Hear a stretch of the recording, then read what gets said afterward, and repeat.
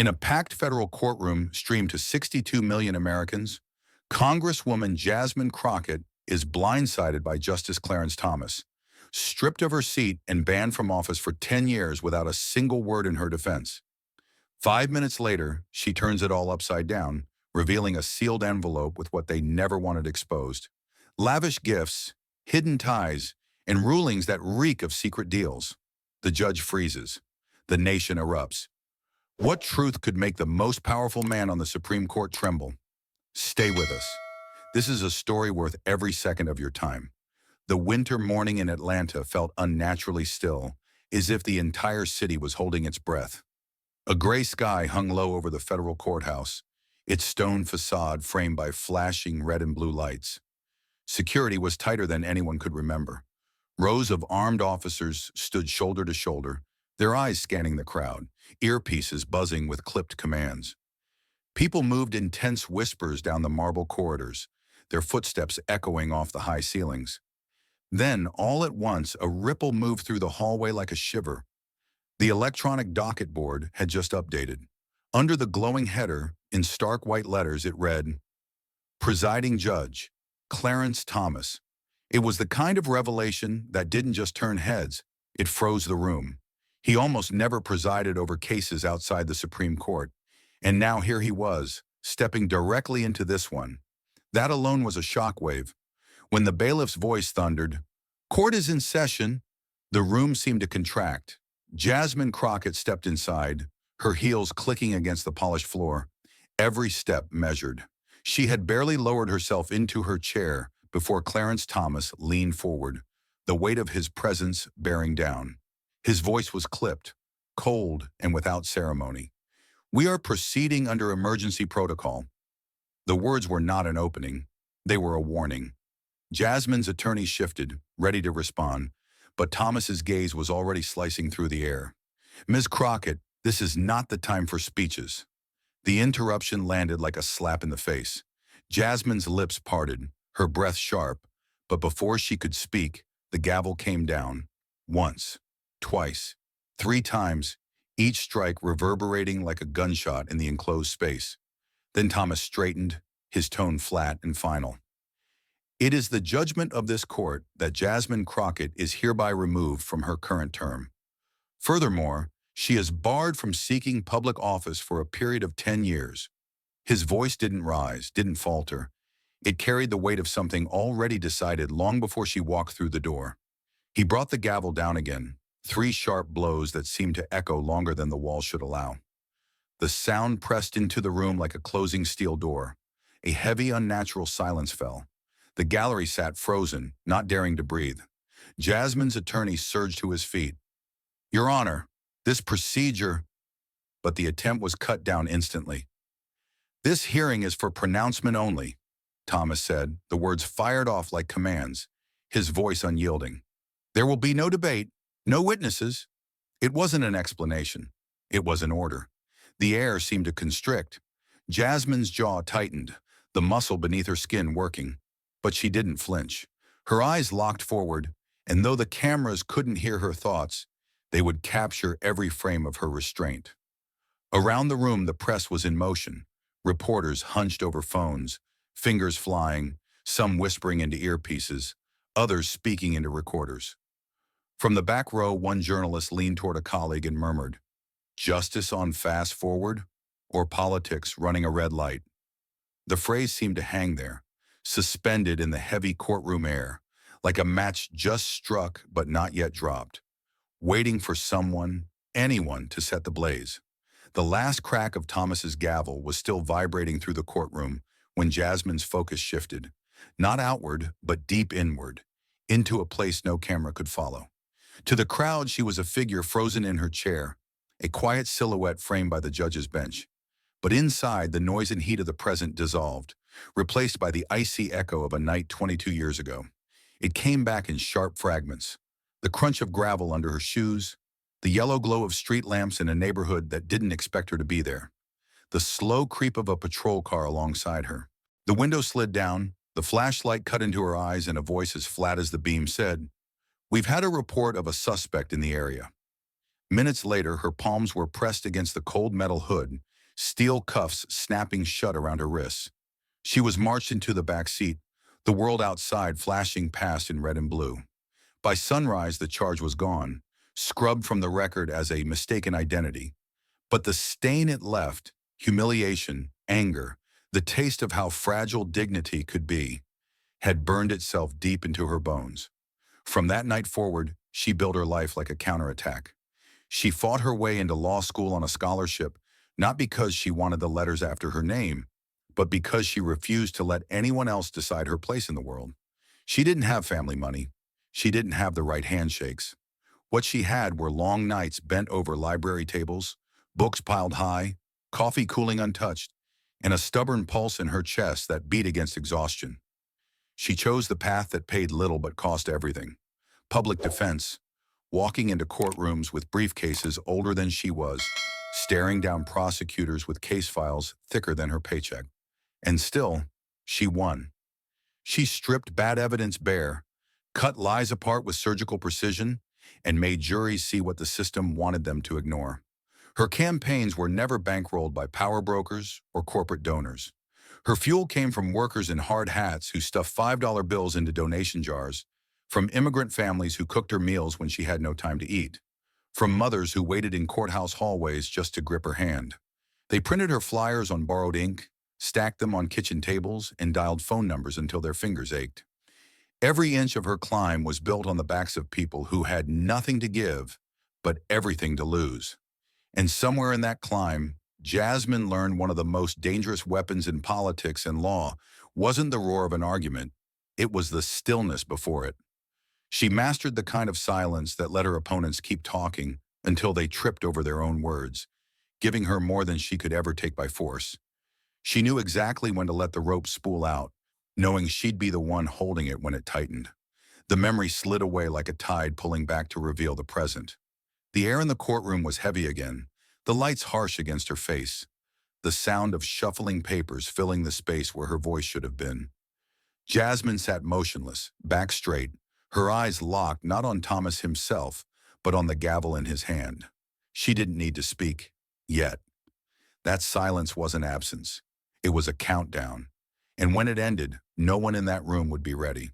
The recess was called with the dull rap of the gavel, but the energy in the room didn't loosen. It condensed, charged, like the seconds before a lightning strike. Jasmine stayed in her seat, posture unshaken, her eyes fixed forward as the hum of voices swelled around her. A shadow slipped into the row behind her. No one watching would have thought twice about the man's arrival.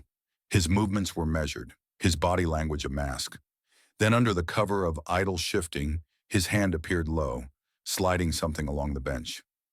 The paper brushed her fingertips, a gold envelope, warm from another person's skin. The voice that followed was barely more than a breath. This came at the right time. She didn't turn. The envelope vanished beneath her legal pad as if it had always been there. Her fingers moved slowly as though testing the weight of the moment before breaking the seal. Inside was no bulky dossier, just a slim sheaf of pages, deceptively light, the kind of light that could crush reputations. The first sheet was clinical in design, black text marching across the page in tidy columns, an unpublished financial summary, unfiled, unseen, its source as carefully obscured as its implications were clear. The details were unsettlingly precise. At the center of it, a series of transactions and gifts, allegedly tied to a network of conservative billionaires. The next page was worse, a side-by-side timeline pairing the dates of major court rulings with travel records, invoices, and private invitations. The overlaps weren't occasional, they were perfect. Each alignment was like a chess move visible only when you saw the whole board. She turned another page. The inventory was stark. Foreign travel, paired with airport codes and flight dates that matched those rulings to the hour. Tuition for a relative, with the semester start and end dates neatly boxed in. Collector watches, rare enough to be traced, with appraised values in the margins. And then, like a flare in the dark, a red mark in the margin, linked to 7 cases favorable to the donor. The words were too careful to be casual. This was the language of internal notes, the kind of line you wrote when you needed it understood, but didn't want it quoted. She knew the stakes the second her eyes scanned that mark. Keeping this meant stepping into the crosshairs, an unblinking target in plain sight. Ignoring it meant wearing the scarlet letter her enemies had prepared for her, letting them write the ending without her fight. Slowly, she lifted her gaze to the gallery. The overhead lights gleamed in the metal rails, and high above, the small red pinpricks of active cameras stared down. Silent, unblinking, transmitting every breath to the world outside. Her pulse didn't race. It steadied.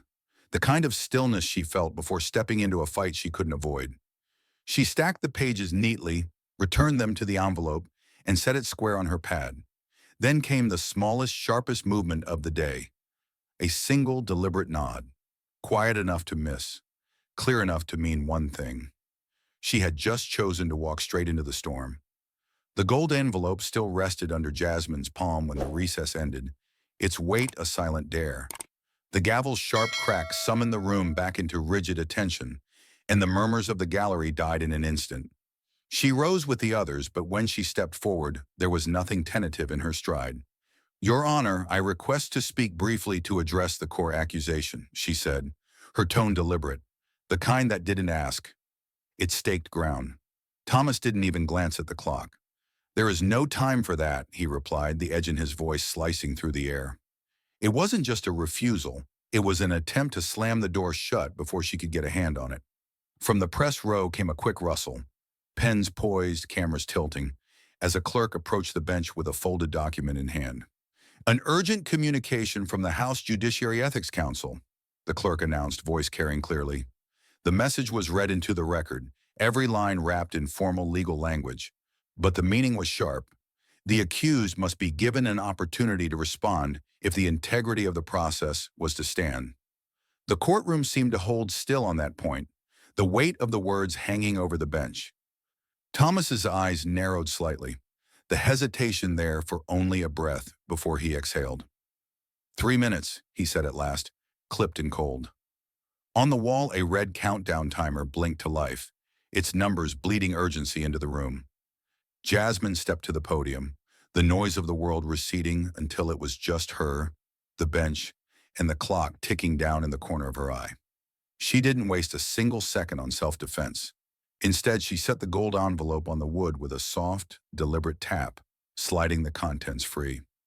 She unfolded a chart in clean, decisive motions, its grid aligning judicial rulings with financial benefits, so precisely it seemed less like coincidence and more like choreography. She looked up, meeting Thomas's gaze without flinching. "If my lawful funding can be condemned on suspicion, Your Honor," she said, her voice steady but edged like a blade, "then by what standard will these undisclosed gifts of yours be judged?" The room went utterly still, the question hanging in the air like a live charge, daring anyone, especially him, to touch it.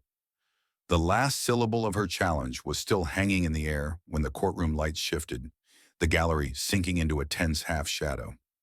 A low mechanical hum cut through the silence as the projection screen behind the witness stand flickered to life.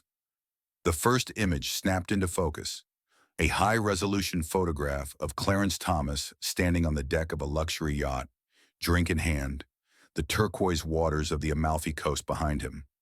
Beside it, in stark black type, the date March 15th, the very day the Supreme Court had issued a 5-4 ruling that stripped key environmental protections from a billion-dollar mining project. The next slide landed without hesitation, a private jet manifest dated March 16th, listing Clarence Thomas as a passenger on a Gulfstream G650 bound for Naples, Italy, chartered by a corporation that had directly benefited from that decision. In the lower corner of the screen, a discreet disclaimer glowed, presented as leaked material, pending independent verification. The sequence moved forward with a precision that felt surgical. Resort invoices stamped paid in full were paired with court docket entries. Spa treatment receipts and fine dining bills appeared alongside the dates of high-stakes rulings. Then came another set, June 15th, the day the court narrowly ruled in favor of a massive tech conglomerate fighting antitrust charges. The follow-up slide was instantaneous. June 16th, a flight log showing Clarence Thomas aboard a Learjet 75 bound for Maui, his seat marked VIP guest, paid for by a billionaire with major holdings in that same tech firm. Each pairing was a blow, the ruling, then the reward, laid bare in unforgiving sequence. Jasmine stepped toward the screen, her voice low but sharp enough to carry to every corner. On March 15th, this court delivered a ruling that benefited a mining giant. On March 16th, you boarded their Gulf Stream to Italy. How do you explain that? The next slide appeared, and she didn't miss a beat. On June 15th, a tech conglomerate walked away with a victory. On June 16th, you were on a private jet to Maui, hosted by a direct beneficiary. How do you explain that? Her words fell in a steady rhythm, measured, deliberate, and merciless, each question landing heavier than the one before. From the second row, a hand lifted slowly, then rose higher with intent. A man in his early 50s, dressed plainly but carrying the quiet authority of someone who had once walked these halls with purpose, stood. "I would like to address the court," he said, his tone steady but edged with something darker. "I served as a clerk here, and I was encouraged, more than once, to remove or clean up records of certain gifts deemed non-essential to case files." The word non-essential came out like an accusation all its own. He paused, eyes unwavering. "I am willing to testify, but I will only do so under oath." The air thickened, heavy and close. Reporters leaned forward as if pulled by a single thread, pens scratching, cameras snapping in restless bursts. Jasmine turned to the bench, her voice like a blade drawn from its sheath. "I move to have the witness sworn immediately under the court's whistleblower protection protocol." The words cut through the stillness, and Thomas's hand hovered over the gavel, his face unreadable. The entire room teetered on the edge, between the safety of silence and the shockwave of truth. The tension in the chamber had been climbing with every exchange, but Jasmine knew this was the moment to end it. She didn't rush. Each step toward the bench was deliberate, her heels cutting sharp against the marble, pulling every gaze toward her.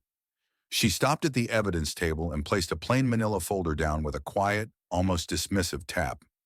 "Your Honor," she said, voice calm but laced with steel, "this is my final submission." The clerk opened it to reveal 3 stamped, notarized pages, each carrying the seal of authenticity. At the top, a verbatim transcript of a private conversation between Clarence Thomas and a corporate lobbyist, recorded 3 days before a landmark ruling. The first line landed like a hammer. "Don't worry, I'll take care of it, just like last time." Thomas's eyes snapped to the pages, then to Jasmine. For the first time that day, his confidence faltered, the blink in his stare just a fraction too slow. "That's out of context," he said, but the words cracked halfway through, betraying the strain. Jasmine didn't look down at her notes. She reached into the folder and lifted a small silver recorder, holding it high enough for the gallery to see. "Then let's play the full recording," she said. The clerk hesitated, then pressed play. Thomas's voice filled the room, steady, familiar, and utterly unguarded. "Look, I've reviewed the situation. The outcome will be in your favor. You've been generous, and I don't forget generosity. Consider it handled, just as we discussed. I'll make sure the opinion reflects what we agreed. The timing will be clean, no one will connect it. And like before, your people will know before the ink is dry." Every word was precise, every promise unmistakable.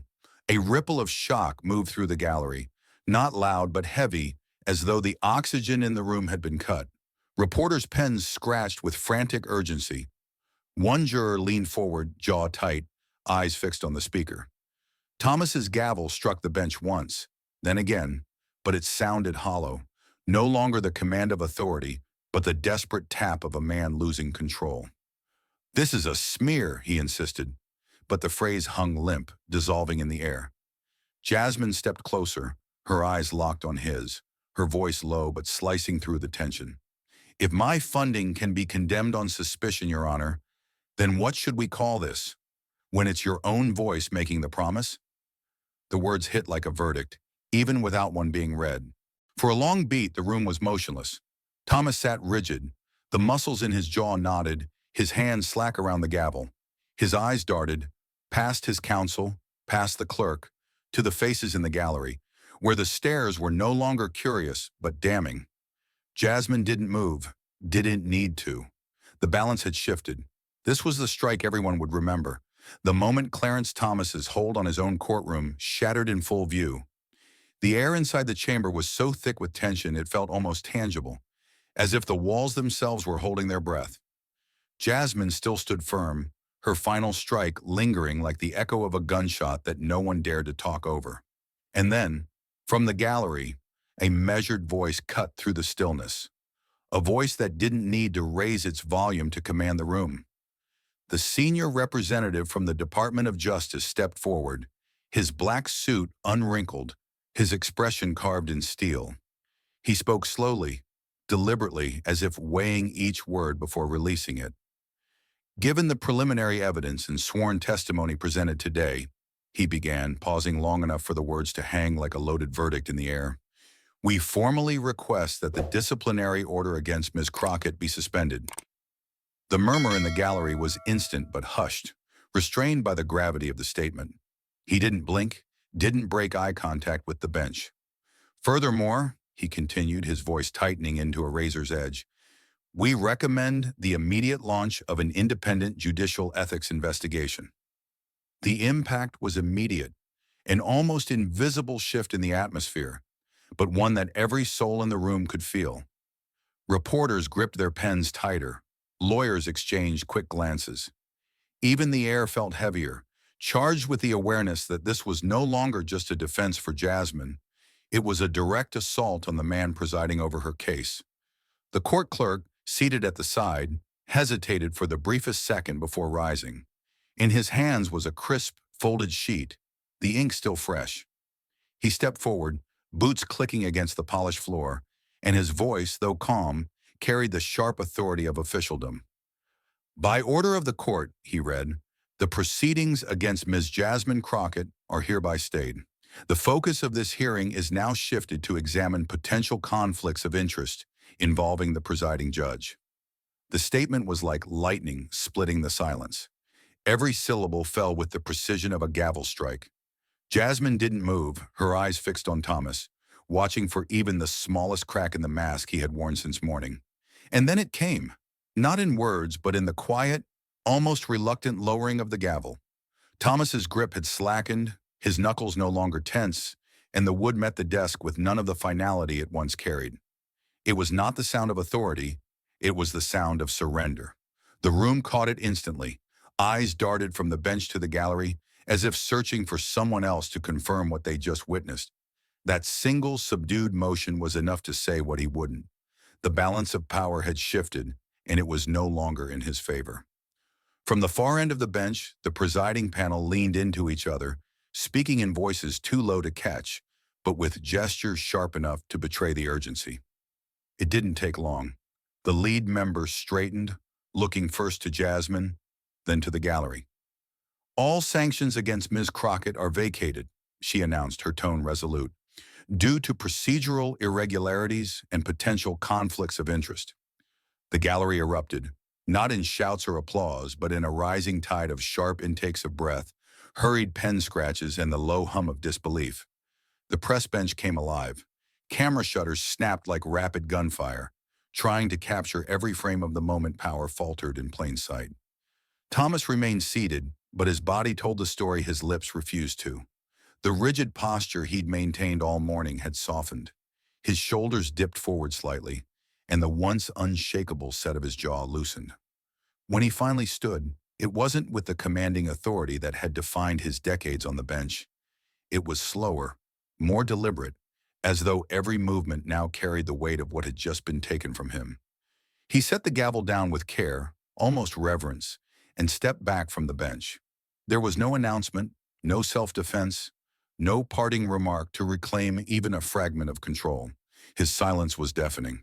The cameras didn't flinch, didn't pan away. They stayed locked on the empty space where he had sat moments before, a stark visual that spoke louder than any headline could. Millions of viewers watching live saw it. A chair meant to embody authority, now nothing more than an unoccupied seat, a void that told the nation something fundamental had shifted.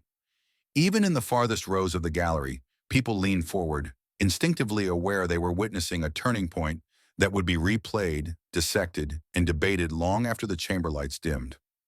The moment had no soundtrack but the restless energy in the room, the soft shuffle of papers, the metallic click of a pen, the distant hum of an overhead light. Yet it felt louder than any outburst could have been. The absence of Thomas's voice, the sight of that vacant seat, and the words still hanging in the air from the DOJ official combined into something unforgettable. The visual proof that even the highest walls of power could be breached when the right strike landed at the right time. And in that breach, Jasmine stood, her chin high, her silence just as deliberate as his. The panel adjourned temporarily, but no one moved right away. For a beat too long, the room seemed frozen between disbelief and realization, caught in that razor-thin space where history shifts but hasn't yet settled. And though no verdict had been read against him, the truth was already sinking in. The day hadn't ended, but Thomas's grip on the bench had. The air in the chamber was still trembling from the weight of what had just happened. The sight of the empty judge's chair wasn't just a momentary image. It had become a symbol, a wound in the room that would not heal quickly. The cameras stayed fixed on it, but every set of eyes had already shifted toward the woman now standing at the microphone. Jasmine Crockett stepped forward without rush, her steps deliberate, her posture locked in a way that made it clear she wasn't simply addressing a committee, she was addressing the nation. There was no smirk, no theatrics, just the kind of presence that made silence gather around her like a force field. She let the pause breathe, her gaze sweeping the rows without flinching, until she finally spoke. "I don't want to sit in that chair," she said, her voice cutting through the still air. "I want that chair to be impossible to buy." The sentence didn't provoke cheers, didn't spark whispers. It froze the room.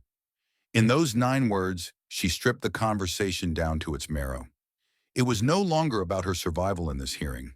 It was about the rules of the game, the very architecture of power, and whether or not it could be owned. Her first proposal came like the first strike of a hammer, direct and impossible to mistake.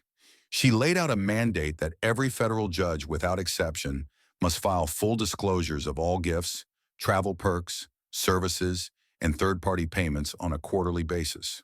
No half measures, no fuzzy categories. Every dollar, every dinner, every weekend on a donor's yacht, logged, dated, valued, and explained, she said, her tone leaving no space for interpretation. These reports would be standardized nationwide so no one could hide behind different formats or different rules. Each report would be posted to a public database, searchable and permanent. And it wouldn't just be paperwork. There would be random, unannounced audits carried out without warning, with the power to expose hidden benefits that never made it into the filings. Fail to file on time, you get flagged publicly, lie on the record, and the penalties hit harder than the bribes ever could pay off. She ended the point with a line that hung in the air like a verdict. Sunlight is not a suggestion, it's the minimum. She pivoted into the second measure without losing rhythm. This one aimed directly at the silent majority inside the system, the ones who see misconduct but are too afraid to speak. "If you want honesty," Jasmine said, "you have to protect the honest." Her voice didn't rise, but the weight behind it made the words feel heavier than the marble walls around them. She outlined a new kind of whistleblower shield tailored for the judiciary.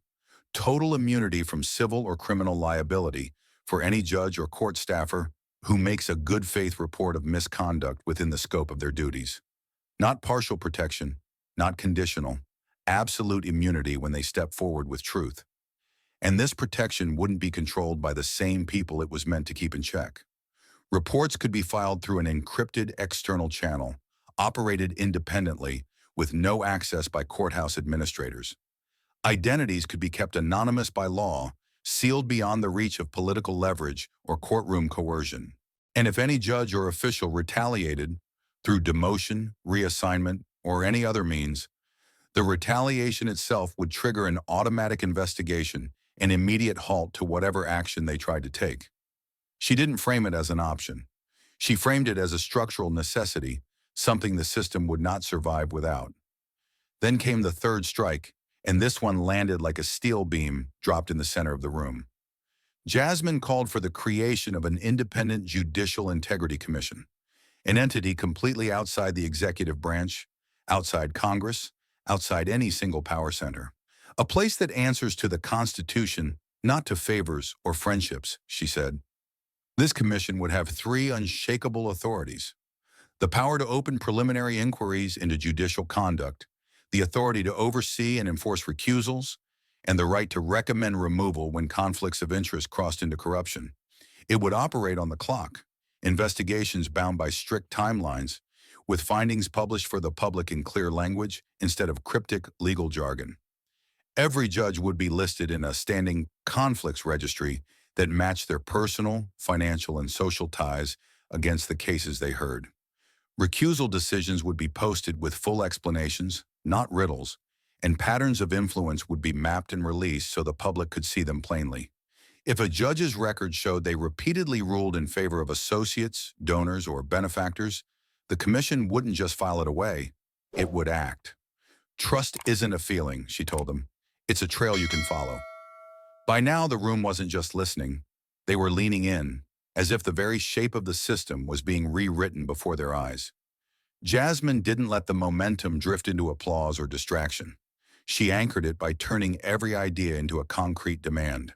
She asked that her three proposals be entered into the hearing minutes, not as abstract policy dreams, but as the opening text of a bill, a legislative blueprint ready to be refined, debated, and enacted. She proposed that, right then and there, a bipartisan working group be formed to hammer it into statutory law. She wasn't asking for it next month. She was asking for it now in the middle of the hearing, with cameras rolling and the public watching. Her final words in that sequence cut cleanly against the culture of scapegoating that had dominated the headlines. "This isn't about a trophy head," she said, her tone steady, almost surgical. "It's about locking the doors that should never have been open." The line carried more than one meaning. It was an answer to anyone expecting her to call for Thomas's outright removal in that instant. It was a warning to anyone else in a robe who thought they could outweight reform. And it was a reminder to the public that real change doesn't come from replacing one name with another. It comes from making the kind of structural shifts that no name can break. The stenographer's keys rattled like distant gunfire as every word hit the official record. The committee's pens moved slower, more deliberate, each stroke a sign they understood this wasn't just about today's drama, but tomorrow's blueprint. The tension in the room had changed. It wasn't the brittle strain of a standoff anymore. It was the charged stillness that comes when something permanent is being decided. And though Jasmine had just finished speaking, the echo of her proposals seemed to keep moving, filling every corner of the chamber, as if the walls themselves were holding on to the sound. The silence after Jasmine's last words didn't fade. It thickened, like a charge in the air before a storm breaks. The committee members shifted in their seats. The gallery leaned forward, and somewhere in the marble corridors beyond, whispers began to move faster than footsteps. What had just unfolded inside this hearing wasn't staying in the room. By the next morning, the tremors had reached the country's most respected legal circles. Offices in Washington, New York, and Chicago were fielding calls that started with the same sentence: "We can't afford to stay quiet." Before the day was out, the nation's top legal associations, groups known for their caution and deliberate pace, had done something rare. They spoke as one. Their statements weren't the typical cautious press releases filled with hedging and legalese. These were sharp, direct, and written with the urgency of a warning flare. "If the courts lose the trust of the people," one statement declared, "the law loses its teeth." It was the kind of line that didn't just sit on paper. It was repeated in law schools, whispered in courthouse hallways, and picked up in late-night discussions between attorneys who'd long stopped believing reform was possible. The tone was unmistakable. This was no longer about defending one side or another. It was about defending the foundation itself. For decades, the judiciary had enjoyed a protective bubble, insulated from the political storms that battered other institutions. Now that bubble had burst, and the shock waves didn't end with public statements. Within a week, something even more unexpected happened. 3 federal judges, none of whom were facing active inquiries, voluntarily stepped into the spotlight.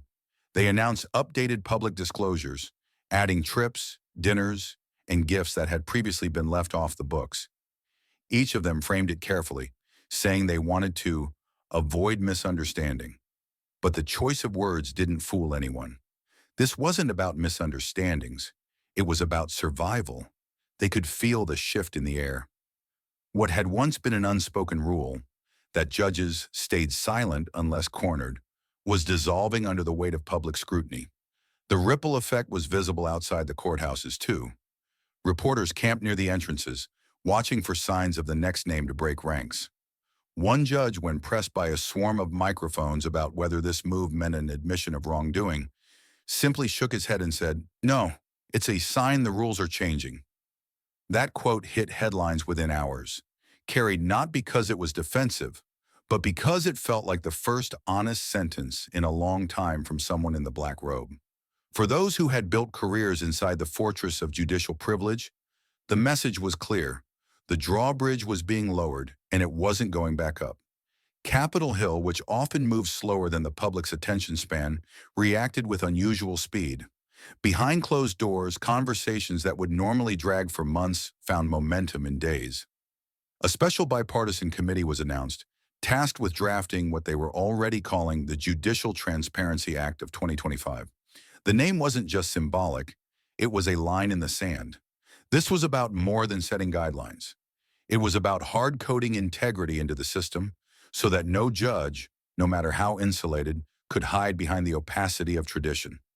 Staffers worked past midnight, poring over Jasmine's own proposals from the hearing, word by word, looking for ways to turn them into enforceable law. The politics of the moment made what happened next almost unthinkable. In a Congress split down to the bone, the bill found co-sponsors on both sides of the aisle. No one pretended they had suddenly become ideological allies. The divide was still there, raw as ever. But for once, the divide didn't matter. "We don't agree on much," one senior senator admitted when asked about his unexpected support. "But we can agree that justice shouldn't be for sale." That soundbite spread like wildfire, not because it was poetic, but because it was rare. It suggested that, at least for this moment, protecting the integrity of the bench mattered more than scoring points for the next election cycle. What made the scene so gripping wasn't just the pace or the unusual unity. It was the sense that everyone knew the stakes. This wasn't a ceremonial gesture or a symbolic vote for the record. This was about locking the doors on the very vulnerabilities Jasmine had exposed under the bright lights of the hearing room. Those watching closely could tell that the bill's journey wouldn't be smooth. Nothing on the Hill ever was. But the fact that it had even been born under these conditions was a shock in itself. And in the echo of Jasmine's final stand, the legal and political worlds were both discovering the same thing. The fight had moved beyond one woman and one gavel. It was now about the rules that would decide whether the public would ever trust the courts again. The energy from the hearing hadn't just lingered, it had ignited into something uncontainable. And by the time the morning sun broke through the city's glass towers, the story was already everywhere. Newsstands lined the streets like rows of open vaults spilling truth, each front page carrying the same unflinching headline in thick black ink. A trial meant to end her career just lit the fuse for a new era of integrity. It wasn't tucked in the back of the politics section. It wasn't a column fighting for space on page 6. It was the banner, stretched across the fold like a warning shot to every corner of power. It declared that what had happened in that courtroom wasn't just a clash between a congresswoman and a judge. It was the spark of a movement that couldn't be buried by procedure or politics. The words didn't whisper. They punched through the paper. Directly beneath the headline, a single image held its place with the weight of a verdict. Jasmine Crockett, caught mid-step as she emerged from the courthouse doors, her figure framed by the hard lines of stone pillars and the flash of the midday sun. There was no smug grin, no victory pose, no glint of personal gain. Her hands held only one thing, the thick, bound draft of her proposed reforms. The edges of the pages caught the light like polished steel, and in that reflection, the message was clear. She hadn't walked out to claim spoils. She had walked out to plant something unshakable. The photograph seemed almost too perfect, but it wasn't staged. It was the natural outcome of a day when the truth had stood its ground and refused to move. On the courthouse steps, the noise of the crowd was muted, not by lack of numbers, but by the gravity of what had just happened. Some people clutched their phones, trying to capture the moment before it slipped away, but others simply stood still, eyes following her as if she carried more than paper in her hands. There was an unspoken awareness, a sense that the pages she held weren't just legislative drafts, but a map toward a different kind of justice. Around her, the city kept breathing, car horns blaring, the shuffle of hurried feet, the metallic rattle of a subway grating somewhere below. Yet in her stride, there was no rush. She moved as if each step was deliberate, as if the street itself needed time to absorb what she had just done. Some reporters tried to close the gap, their voices cutting through the air with sharp, eager questions. "Congresswoman, do you think this will actually pass? Was this victory personal or political? Do you believe today will change the judiciary forever?" But Jasmine didn't stop. She didn't turn. She didn't give them the instant headline they were reaching for. The truth was already in motion, traveling faster than their words, faster than the deadlines waiting in their newsrooms. The shot of her leaving, the headline above it, and the weight of her reform draft were all the statements she needed. She understood that power wasn't just in speaking, it was in knowing when silence spoke louder. Even the photographers, seasoned veterans of 1,000 courthouse exits, knew they had captured something rare. One of them, lowering his camera, muttered to another, "This isn't a walkout, it's a handoff." And it was. Jasmine wasn't carrying her victory out of the courtroom. She was delivering it to the public, handing it over to a nation that had been told for too long that the system was too tangled, too corrupt, too entrenched to change. The frame of her against the courthouse doors looked less like an ending and more like an opening, one that people couldn't help but step toward. In newsrooms across the country, producers and editors were already shuffling their scripts, clearing space in the evening broadcasts. They knew this wasn't just another political skirmish to slot between weather reports and sports scores. This was a headline that would lead, not follow. It would be dissected on op-eds, replayed in clips, and argued over at kitchen tables. And unlike most stories that came and went with the news cycle, this one had a center of gravity that promised to pull everything around it closer. That morning, the courthouse felt different. The same stone steps that had carried decades of defendants, lawyers, and politicians now carried a story that refused to be reduced to a single name or a single trial. Jasmine's figure, steady against the glare of the sun, was proof that the system could be challenged, not in chaos, but in clarity.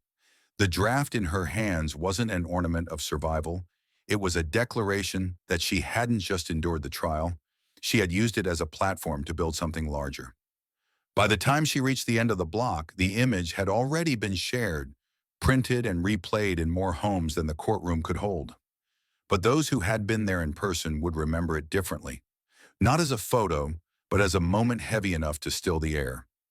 They would remember the sound of her footsteps echoing against the stone, the way she didn't flinch at the cameras, the way the pages in her hands seemed to absorb the noise instead of add to it. And they would remember the feeling, deep in their gut, that maybe, just maybe, the story wasn't ending here at all. It was only beginning. The headlines were still burning through the airwaves, but Jasmine had already turned her back on the noise. Texas was waiting, not the kind of waiting that sits idle, but the kind that leans forward in its chair, elbows on knees, ready to move when the door opens. She drove through stretches of flat road where the sky seemed too big for the horizon, her hands steady on the wheel, her mind not on what had been won, but on what had been cracked open. The courtroom's roar had faded into the hum of tires on asphalt, and by the time she pulled into the small parking lot of the community center, the fight felt different. This wasn't about microphones or marble walls anymore. This was about the people who had kept her name alive in whispers and prayers, when the odds said she should have been buried in silence. Inside, the smell was a mix of coffee percolating in a dented steel urn and the faint tang of floor wax. The gym lines on the wooden floor had long since faded, but they still curled faintly under the folding chairs arranged in a circle. No podium, no raised platform, no cameras, just a ring of plastic seats so close their edges touched, knees nearly brushing, eyes on each other without anything in between. Jasmine stepped into the center, the sound of her boots soft against the floor, and didn't start with a speech. She started with listening. One by one, hands went up. Farmers, retired teachers, single parents, veterans, and each question cut to the bone of daily life. Bus routes slashed without warning, rent hikes that came with eviction notices tucked in the same envelope. A cousin locked up for months awaiting trial because bail was set higher than his yearly income. She didn't dodge a single one. Her answers were plain-spoken, rooted in what could be done right there, in that town, without waiting for someone in Washington to remember they existed. She spoke of organizing court watch volunteers, of pooling resources to hire a shared legal aid for tenants facing eviction, of using the new reforms she had fought for as a shield, not a slogan. The energy wasn't like the courtroom's sharp electric jolt. It was slower, deeper, the kind that seeps in and holds you steady when storms come. Halfway through, a scrape of chair legs broke the rhythm. An elderly woman pushed herself to her feet, one hand gripping a cane, the other steadying on the back of her seat. She didn't raise her voice, didn't ask for silence. The room gave it to her without question. Her eyes, clouded by age but lit with something fiercer, fixed on Jasmine, and when she spoke, her words were like flint striking steel. "You didn't take down a man," she said, the corners of her mouth lifting in something between a smile and a challenge. "You pulled the whole system down to the ground, so it remembers it serves people." The air shifted. It wasn't applause that followed, but a silence so full it was heavier than noise. People looked down, some nodded, others swallowed hard. The phrase landed like a stone dropped in a still pond, the ripples moving out in every direction. Even the soda machine in the corner, humming along for the past hour, seemed to hold its breath. Jasmine didn't rush to fill the quiet.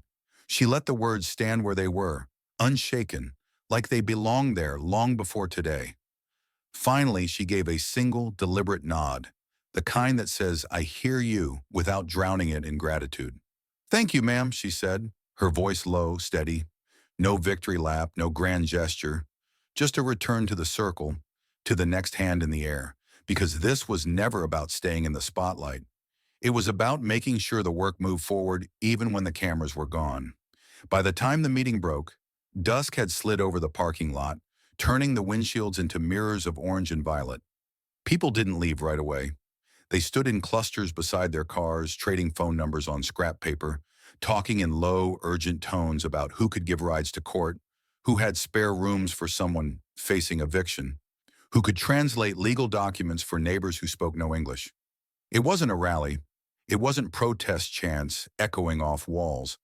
It was the slow, deliberate weaving of a net that could catch people before the system swallowed them whole again. Inside, the stack of reform pages she had brought with her sat untouched on a folding chair. Not because they were forgotten, but because they were tools, not trophies. Their value wasn't in being waved in the air, but in being used.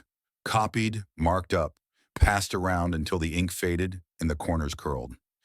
Jasmine glanced at them as she gathered her bag, a small flicker of resolve tightening in her chest. The work was only just beginning. Miles away, in a hallway at the state's law school, the fight had taken on another form. The building smelled of old paper and ambition, the kind of place where arguments were sharpened like knives before being tested in the courtroom. Between two corkboards cluttered with flyers for moot court competitions and volunteer sign-up sheets, a new frame had been mounted. It was simple. Thin black wood, clear glass, no ornament. Inside, in clean, bold type, the words were there. "When one person dares to speak the truth in the middle of the court, real power trembles." The quote wasn't signed, but it didn't need to be. Everyone knew where it had come from. A professor, pausing before class, rested his knuckle against the glass once, as though testing the weight of the sentence. No explanation followed. The gesture was enough. A first-year student, still clutching a coffee she hadn't touched, snapped a photo and sent it to her group chat with 3 words. We saw it. Within minutes, the image had jumped from one phone to another, the caption morphing, multiplying, each version a little louder. But here in this hallway, the sentence wasn't just decoration. It was a marker, a map, a reminder that the fight wasn't abstract, that it could be carried into any room, court, classroom, council hall, and still cut to the bone. The students who passed it on their way to class didn't just glance at it. They slowed down, as if the act of reading it demanded a pause. Some of them whispered it under their breath, tasting the words like they might need them one day when the floor shook under their feet. And in that quiet, the real victory showed itself, not in the headlines, not in the verdicts, but in the steady spread of a truth that could not be unlearned. The words on the wall had barely settled into the minds of those who saw them before they began to move. Out of the law school hallway, across emails, into faculty meeting rooms. From there, they found their way into lecture outlines, then syllabi, then the agendas for special sessions that drew students long after sunset. The story wasn't just remembered, it was dissected. Within weeks, universities from Texas to New York were putting up notices. Seminar on judicial transparency. Case study, the Atlanta hearing. It wasn't framed as hero worship. It was framed as a question. How does a single person, without wealth or political armor, force a system to reveal its cracks? And every seat in every room filled fast. At first, the seminars were quiet affairs. Professors with coffee cups in hand, leaning against desks while students scribbled notes. But once the footage rolled, the air changed. On the projector, the grainy recording of the Atlanta hearing played out. The slow build of tension, the verbal feints, the sudden reveals. You could see students leaning forward without realizing it, their pens frozen mid-word. They weren't just watching for the facts, they were watching the rhythm, the way each pause and each answer cut through like a blade. When the gavel in the video struck, there was always that same beat of silence in the room, as if even here, in a classroom hundreds of miles away, the sound could still shake the floor. Then came the simulations. Law students, some barely out of undergrad, stepped into roles with all the seriousness of seasoned litigators. One would take the bench as the presiding judge, another would assume the role of the witness, while the rest filled the gallery seats or lined the back wall as observers. The case was laid out just as it had been in Atlanta, deliberately in detail, every exhibit and piece of testimony reconstructed from transcripts. The tension was no less real for being reenacted. Voices would rise, objections would snap through the air, and there were moments when the mock judges faltered, searching for words to cover the cracks in their rulings, only to be met with questions they couldn't duck. By the third or fourth round, something shifted. It stopped being about the acting and became about the choices, when to push, when to hold, when to let silence work harder than any sentence could. Professors paused the session's mid-argument, replaying exchanges like they were studying game tape. "Look here," one would say, freezing the frame just before a critical line was delivered. "She's not raising her voice. She's not pounding the table. But look at his hands, how he grips the gavel tighter. That's pressure without theatrics. That's strategy." Students took notes like they were learning a weapon. Between sessions, the hallways buzzed with arguments over tactics. Some swore the key was in the preparation, in having each piece of evidence so tight it left no room for spin. Others argued it was all about presence, the way you stand, the way you look at the person across from you and make them know you won't blink first. The debate spilled into cafeterias, libraries, and late-night coffee shops. And always someone would circle back to the same line that had already started appearing on lecture slides and study guides. Justice doesn't need a sword. It needs a good process, and one person willing to stand still in the storm. That line, the professors explained, wasn't just metaphor. In Atlanta, there had been no raised voice, no physical confrontation, no sweep of drama for the cameras. What had dismantled the wall was precision.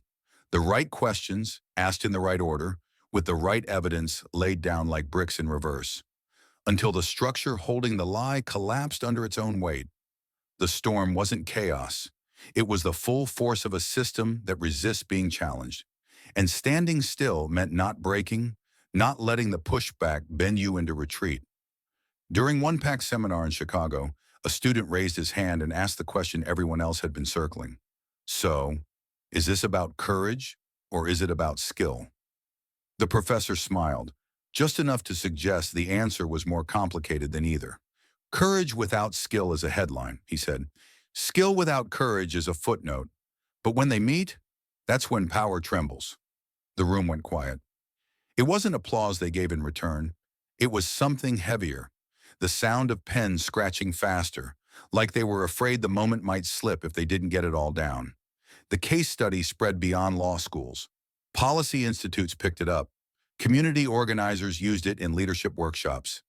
Even a group of retired judges in California convened a roundtable, reviewing the hearing point by point to discuss how procedural flaws in the judiciary could be both identified and corrected without waiting for a scandal. The footage became more than just evidence of one day in one courtroom. It became a living blueprint for how to confront power without becoming its mirror. In one session at Georgetown, the simulation ran late into the evening. The judge for the exercise, a third-year student with a background in political science, was visibly rattled by the relentless questioning from the witness. When it ended, he pulled off his robe, borrowed from the drama department, and admitted, "I thought I'd be the one controlling the room. But once it started, I realized control isn't just about the gavel. It's about who can keep their ground when the wind picks up." It wasn't a confession of failure. It was a realization of what it takes to be unshaken. Outside the seminar rooms, posters for the next round of sessions went up. Some were simple black and white flyers with the date and location. Others were designed like movie posters. The title in bold, "Atlanta, Process in the Storm." Below, in smaller type, the tagline read, "What will you do when the gavel falls?" Attendance grew, not just from law students, but from journalists, activists, and even a few sitting lawmakers who came quietly, taking seats in the back, faces half hidden by baseball caps or scarves. They weren't there to be seen. They were there to learn. And through it all, that single sentence, "Justice doesn't need a sword. It needs a good process," and one person willing to stand still in the storm, was repeated like a refrain. It showed up on whiteboards and opening slides, on sticky notes tucked into textbooks. It became a kind of quiet dare to be that one person in that one moment when everything is pushing you to move and you don't. By the time the semester ended, the Atlanta case study wasn't just part of the curriculum, it was part of the culture. Students carried it with them into internships, into clerkships, into the early cases of their careers. Some would fail, some would win. But all of them, when asked why they kept showing up to fight fights that seemed unwinnable, would shrug and give some version of the same answer. "Because I've seen what happens when someone stands still in the storm." And if you listened closely, you could hear the unspoken second half of the sentence. "And I plan to be that someone." The echo of the Atlanta hearing didn't fade. It evolved. What started as a courtroom clash became something else entirely. Something no one could have scripted.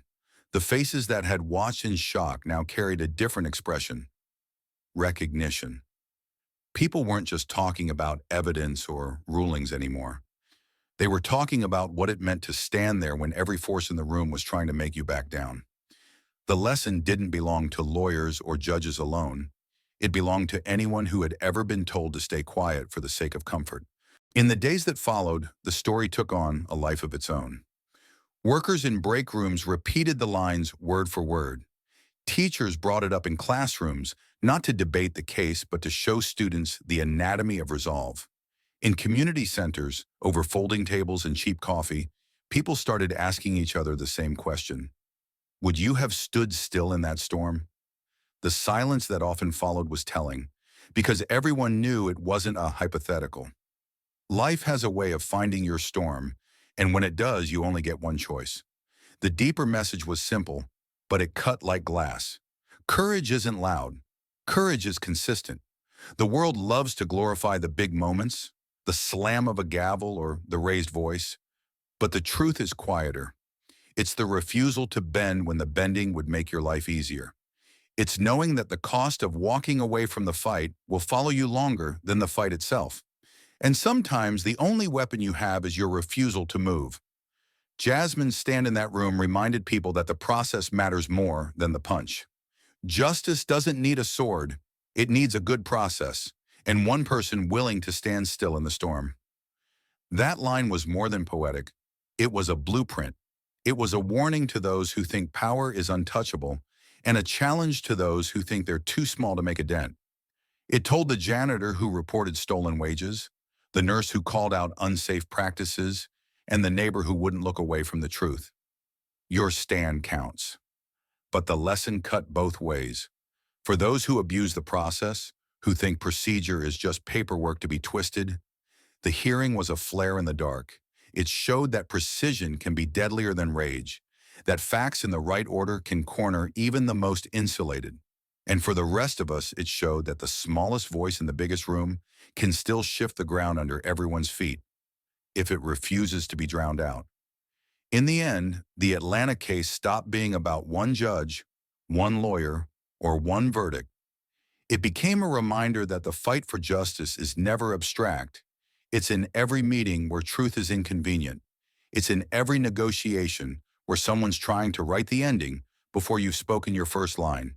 And when that moment comes, and it will, you won't have time to wonder if you're ready. You'll just have to decide whether you'll be the one who stands still in the storm. Because if this story proved anything, it's that one person can change the room. And sometimes changing the room is enough to change everything. Thank you for watching until this moment and for standing with us on this journey for justice. Your support means everything. Like, subscribe, and turn on notifications so you never miss what's next.